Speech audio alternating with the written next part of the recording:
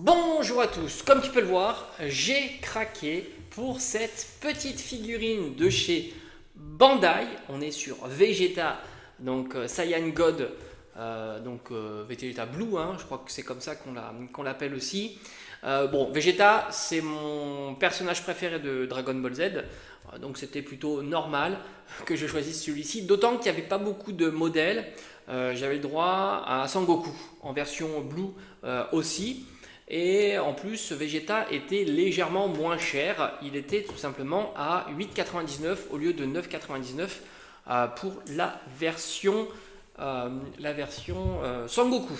Donc c'est une première pour moi. J'ai jamais assemblé ce genre de figurine et j'avais vraiment hâte de le faire pour le tester. Parce que ce qui est intéressant, c'est que c'est une figurine où on n'a pas besoin de colle ni d'outils particuliers. Cependant, j'ai pris quand même quelques outils avec moi parce qu'on ne sait jamais, autant on peut les enlever certainement juste avec les doigts, mais je préfère pas prendre de risques et rajouter quelques outils, en tout cas c'est pas dérangeant. Si c'est plus, donc bon voilà, l'âge est plutôt cool. On est sur du plastique déjà colorié, donc c'est à dire qu'il n'y a pas besoin de peindre ce genre de figurines, même si peut-être que plus tard on imaginera un petit projet pour customiser ces figurines là. Et il y a 35 parties, c'est pas beaucoup. J'aurais préféré un petit peu plus pour avoir un montage plus complexe, mais il y a des figurines certainement plus imposantes. Maintenant, j'ai regardé leur site, Bandai, et c'est vrai qu'il y a des figurines type robot que je trouve vraiment sympa, et il va falloir que j'essaye de voir un petit peu déjà leur prix, mais aussi où je peux les trouver. Alors c'est Namco Bandai, bon Bandai Namco. Et deuxièmement, alors c'est 2020, donc c'est quand même assez ancien. Et j'ai vu qu'il y avait aussi des Pokémon, mais j'ai trouvé ça beaucoup moins intéressant parce que déjà il y a moins de pièces à assembler, ça fait presque. Alors c'est plus gros, mais comme un Kinder un peu. Il y a très peu de pièces à assembler, une dizaine, une quinzaine, et c'est plus cher en plus. Donc au final, je me suis dit non, franchement, Pokémon, je trouve pas ça exceptionnel. Ça aurait été avec plus de pièces, j'aurais dit pourquoi pas. Alors il y a un système comme ça. Je ne sais pas comment on peut l'appeler, qui nous permet de... alors non, je me suis trompé, il fallait commencer par l'autre. Voilà, pour ouvrir la boîte, il y a un système, je sais pas, je crois que je vais utiliser plutôt parce que là j'ai mal commencé, donc malheureusement je vais utiliser peut-être... alors j'ai pas j'ai utilisé le ciseau. Voilà, on va utiliser le ciseau.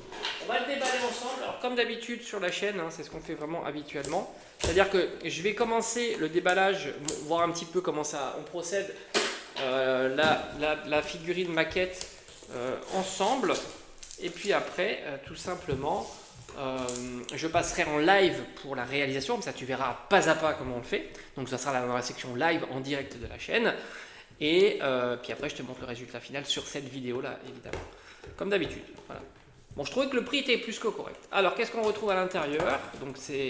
Donc la boîte, elle est comme ça. On a différents sachets individualisés avec des lettres. Donc, c'est les parties colorées. Hein. Je trouve que c'est pas très compliqué. D'autant qu'on a ici l'illustration de la figurine que l'on va assembler. Donc, il y a un sachet. Il y a deux sachets. Et enfin, la notice de montage qui a l'air plutôt explicite. Donc on a les différents éléments, les différentes parties. Alors assemble, bon voilà, ça n'a pas l'air très compliqué. Ça n'a pas l'air très compliqué. La tête, il y a toutes les parties du corps à assembler. Voilà, donc bon, je trouve que c'est plutôt cool.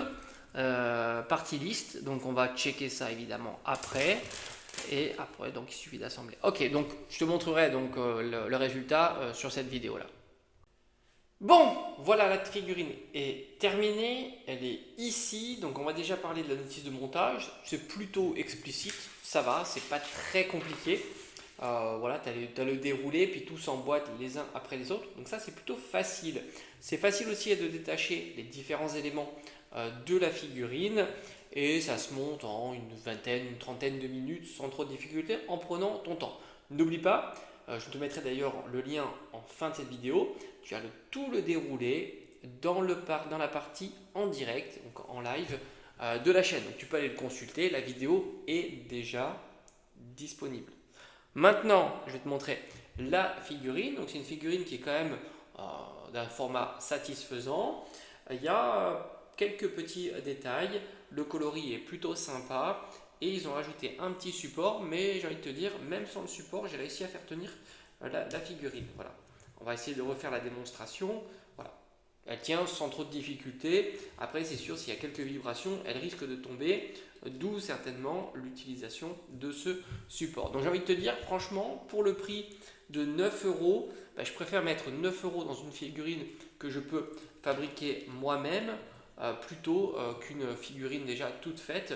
Je trouve que c'est plus sympa à réaliser et le prix c'est certainement identique, d'autant que c'est une figurine que tu peux peut-être améliorer en rajoutant soit des détails, en peignant dessus ou en customisant.